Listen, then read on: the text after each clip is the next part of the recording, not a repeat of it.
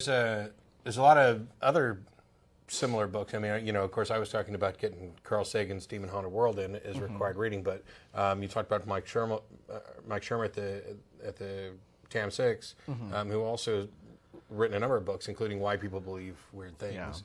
Yeah. James Randi's got a He's bunch doing a of follow-up on that right now. Yeah, a new book. The book table at TAM is an amazing thing to behold if you're really looking to build a library of your skeptical literature. Shermer's new book seems kind of... Shermer was actually better than he usually is when I've seen him speak before at this year's TAM. And I think he talked a lot... his new book is all about how people... why people believe unseen things. I don't know if that'll actually be the title.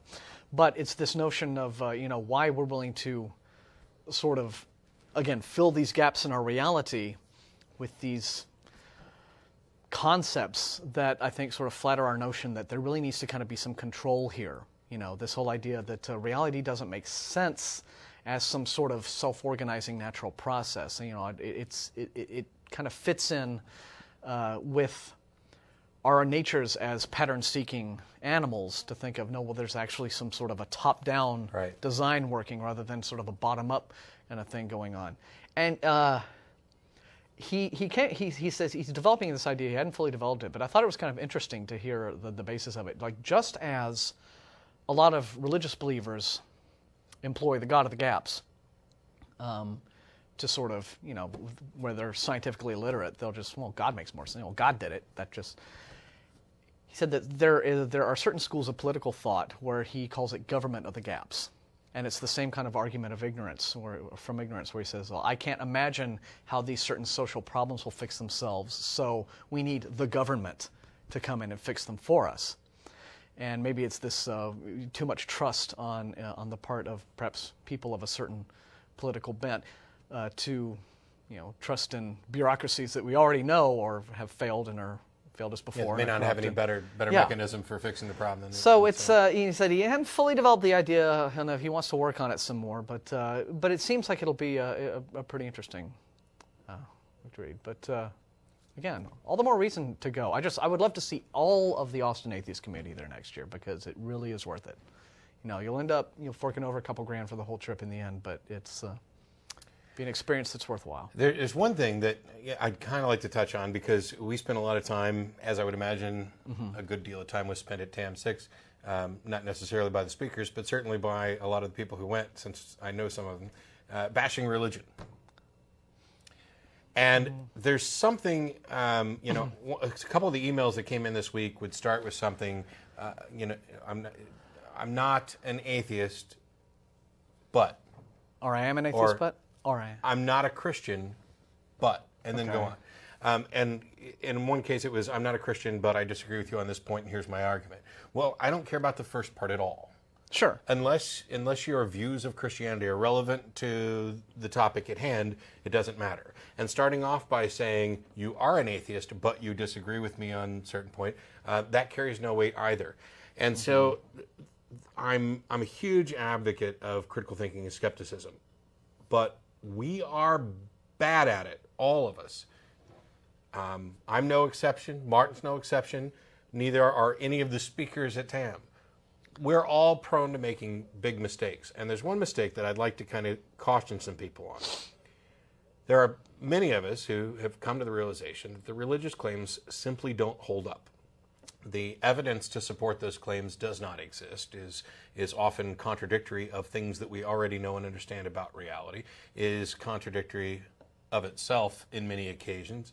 And so our critical thinking and skepticism have led us to I'll go ahead and say conclusion, but I'll stress that any positions that we hold should always be tentative based on the possibility of new evidence or contradicting evidence. The thing that I want to caution people against is once you have established, even tentatively, that religious claims are bunk, you need to be careful that you don't just start uncritically accepting arguments against particular religions because they're consistent with what you already believe.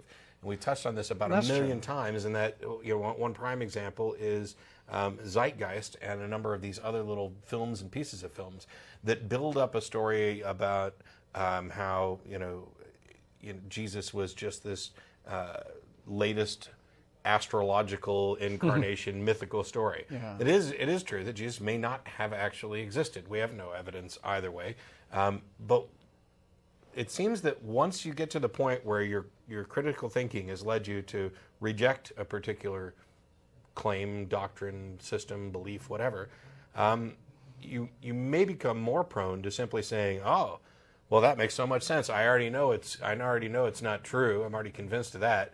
So this other claim that says it's not true, that says it's actually this, that makes sense to me, and I don't have to think too much about it." Right, and I think that's probably where a lot of the critics of the new atheism get this notion of atheist fundamentalists and dogmatic atheists. And you do need to approach each individual claim simply based on the merits of that claim. Yeah, there's just a commentary recently. There's a little comment thread on the AE blog just this week where this whole question of Jesus as a real person came up, and I stated very plainly, look, I'm perfectly willing to entertain the notion that the character of Jesus as portrayed in the Gospels could very well have been based on an actual human.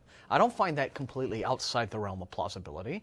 Do we have any direct extra biblical, easy to confirm historical evidence of who that person was? Was his name really Jesus or Yeshua or whatever? We don't really have that. But I'm entirely willing to, accept the idea. Sure, a real person probably could have inspired this character, maybe even done a few of the things that that Jesus is said to do in the Gospels. I don't think the walking on the water and the loaves and fishes stuff, coming back from the dead, probably not. But this whole, but I do encounter a whole lot of atheists who are just sort of like, Jesus never existed. And I'm like, well, again, we can't know either way. I'm fine with people who come to that conclusion for certain reasons. Well, if they can argue for it. My cautionary, or my warning is, don't ever drop your ability to look at a situation critically, to be skeptical, to examine it, just because it happens to already agree with something, one of your preconceived notions. Because when you do that, this is going to sound conceited, and I think it's fair that I be conceited and arrogant towards the atheist community on occasion, as I'm accused of doing it towards the religious community as well. When you do that, you make the rest of us look bad, because you run around on the internet saying, "Oh, here's my video, and look, Jesus was just, raw, part 2, or whatever kind of crap you want to throw out there, and you destroy the work that other people are actually doing.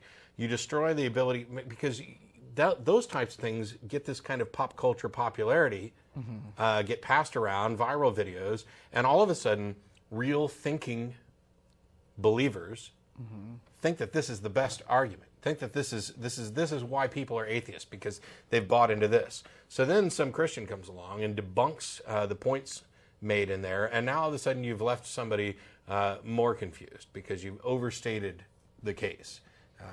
You've made a claim that you can't back up, and that it turns out is not an accurate representation of what's going on. Yeah. Now, all right, that's enough, bitch. I think you make a fair point. I think that a lot of the reason why it's only a very recent phenomenon that you've seen atheists get together in like little groups like ours, and you've seen conventions like TAM and what have you. It has been difficult to corral atheists into that sort of thing, largely because I think many of us want to avoid even the appearance of any kind of groupthink. Yeah. And I think a lot of that is because, it's very easy, even if you're someone who considers yourself a rationalist, to think about it. Get in a big room full of a whole bunch of people who think Christianity is full of crap, and you can just sort of feed off of that, and it does become... Now, to be fair, I didn't obviously hang out with every little clique at TAM, but, so the folks I hung out with, it wasn't really all about, boy, aren't Christians stupid, ha ha ha, aren't we smart, ha ha ha. I wouldn't have imagined that. But, it's, but, I know that there are probably, there is that little coterie of atheists out there who do that kind of thing. And you're right, it's always better to just sort of be level-headed and even-keeled about the whole thing. Yeah. And I'm guilty as well. It's it's like one of those things where I immediately caught, or relatively quickly caught, that I was being kind of sexist in a presumption. I've overstated cases before, and that's one of the reasons why it bugs me, is because I can't stand Yeah. to be so wrong, so unjustified in a position. It's one of the reasons why I keep doing this, because I believed something without justification for bad reasons, based on logical fallacies and emotional appeals for so long that I have almost no tolerance for that. But I'm still happy to talk to people and try and have a conversation, because I recognize we all see things slightly differently.